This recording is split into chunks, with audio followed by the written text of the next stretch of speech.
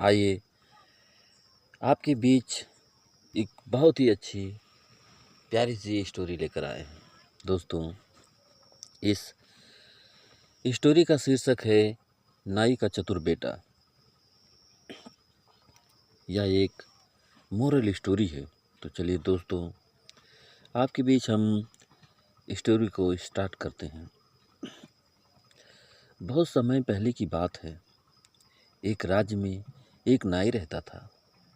वह बहुत होशियार था, लेकिन उससे भी अधिक चतुर था उसका बेटा रमेश। नाई रोज राजा के दरबार में जाता और उसके बाल बनाता। एक दिन राजा ने नाई से कहा, तुम बड़े समझदार लगते हो, लेकिन तुम्हारा बेटा कितना होशियार है। नाई गर्व से कहा, महाराज, मेरा बेटा बहुत चतुर है। वह किसी भी मुश्किल का हल निकाल सकता है। राजा ने सोचा, चलो परखना चाहिए। उन्होंने नाई को 3 चुनौतियां दी और कहा, अगर तुम्हारा बेटा इनका सही उत्तर दे सका तो उसे दरबार में ऊंचा पद मिलेगा, वरना तुम्हें दंड दिया जाएगा। अगले दिन राजा ने रमेश को दरबार में बुलाया और पहली चुनौती दी, मुझे ऐसा कुछ लाकर दो जो जीवित भी हो और मृत भी। रमेश ने थोड़ी देर सोचा और फिर एक चिड़िया पकड़ कर ले आया, लेकिन उसने उसे आधा काट दिया। एक भाग जीवित था और दूसरा मृत। राजा मुस्कुराए और बोले, बहुत अच्छा, पहली चुनौती तुमने पार कर ली। दूसरी चुनौती। राजा ने फिर कहा, अब मुझे ऐसा व्यक्ति लाकर दो जो पूरी तरह जीवित हो, न पूरी तरह मृत। रमेश सोचता रहा और फिर एक बूढ़े आदमी को दरबार में ले आया, जो बहुत बीमार था और अंतिम सांसें गिन रहा था। राजा ने देखा और हंसते हुए कहा, वाह, यह सच में न जीवित है न मृत। तुमने यह भी हल कर दिया। तीसरी चुनौती। अब राजा ने तीसरी और सबसे कठिन चुनौती दी, ऐसा कुछ दिखाओ जो सच भी हो और झूठ भी। रमेश मुस्कुराया और बोला, महाराज, यही बात तो आपके ही बारे में कही जाती है। आप न्यायप्रिय हैं, लेकिन फिर भी कुछ लोगों को अन्याय का अनुभव होता है। राजा उसकी चतुराई से प्रभावित हुए और बोले, नाई का बेटा सच में बुद्धिमान है। अब इसे मेरे दरबार में मंत्री का पद दिया जाए। दोस्तों, बुद्धिमानी और हाजिर जवाबी से कोई कठिन से कठिन भी कार्य हल किया जा सकता है। रमेश की चतुराई से प्रभावित होकर राजा ने उसे अपने दरबार में मंत्री बना दिया, लेकिन दरबार के अन्य मंत्री इससे जलने लगे। वे सोचने लगे, यह तो एक नाई का बेटा है, इसे इतनी ऊंची जगह नहीं मिलनी चाहिए। उन्होंने मिलकर रमेश को नीचा दिखाने की योजना बनाई। एक दिन एक बूढ़ा मंत्री राजा के पास गया और बोला, महाराज, रमेश की परीक्षा भी बाकी है। अगर वह वास्तव में योग्य है तो उसे एक असंभव कार्य सौंपिए। राजा को यह विचार पसंद आया। उन्होंने रमेश को बुलाया और आदेश दिया, तुम्हें 7 दिन के भीतर मेरे लिए चांद की रोशनी को एक बोतल में भरकर लाना होगा।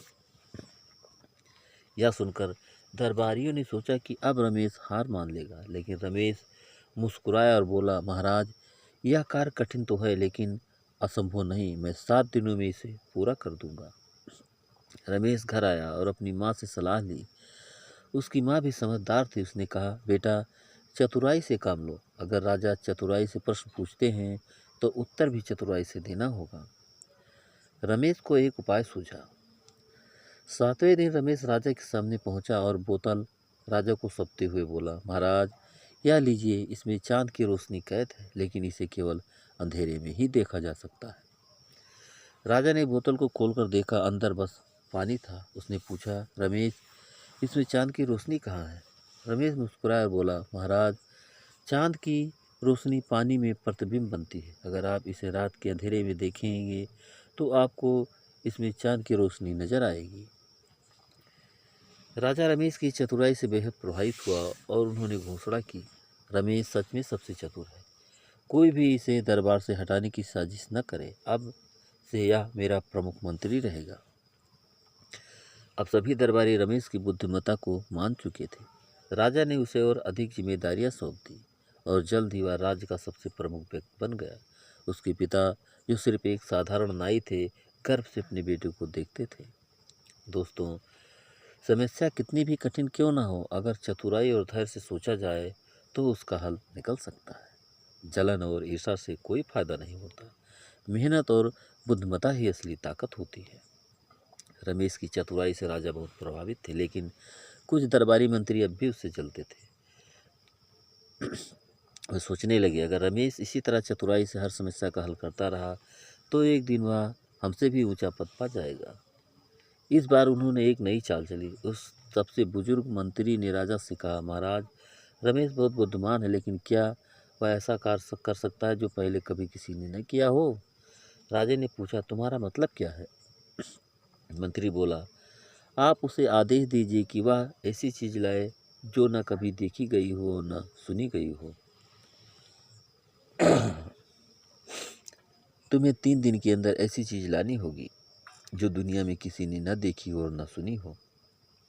रमेश समझ गया कि यह उसके खिलाफ एक चाल है। उसने सोचा और अपनी माँ से सलाह ली, और माँ मुस्कुराई और बोली, बेटा, हर समस्या का हल चतुराई से होता है, बस ध्यान से सोचो।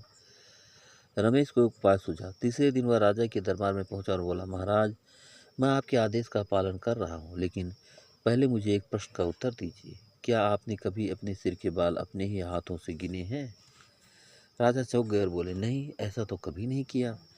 रमेश मुस्कुराकर बोला, तो महाराज, मैं आपके लिए वही चीज़ लाया हूँ जो न किसी ने देखी और न सुनी है, आपके सिर के बालों की गिनती।